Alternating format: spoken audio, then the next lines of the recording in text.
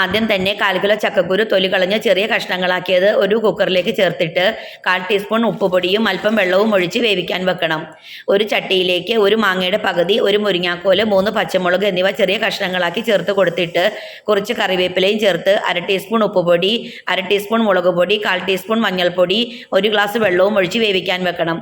ഒരു മിക്സി ജാറിലേക്ക് 5 ടീസ്പൂൺ തേങ്ങ, ഒരു വെളുത്തുള്ളിയുടെ അല്ലി, ഒരു പച്ചമുളക്, 2 ചെറിയ ഉള്ളി എന്നിവ നല്ലപോലെ അരച്ചെടുക്കണം.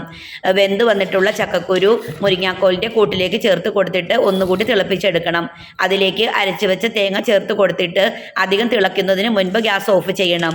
പിന്നീട് ഒരു ചീനച്ചട്ടിയിലേക്ക് വെളിച്ചെണ്ണ ഒഴിച്ച് ചൂടാവുമ്പോൾ അല്പം കടുക് ചേർത്ത് കൊടുത്തിട്ട് ഒരു ചുവന്നുള്ളി അരിഞ്ഞതും 2 വറ്റൽമുളകും കുറച്ച് കറിവേപ്പിലയും കൂടി താളിച്ച് കറിയിലേക്ക് ചേർത്ത് കൊടുത്താൽ അടിപൊളി ചക്കക്കുരു മുരിങ്ങാക്കോൽ മാങ്ങാക്കറി നമുക്ക് തയ്യാറാക്കിയെടുക്കാം.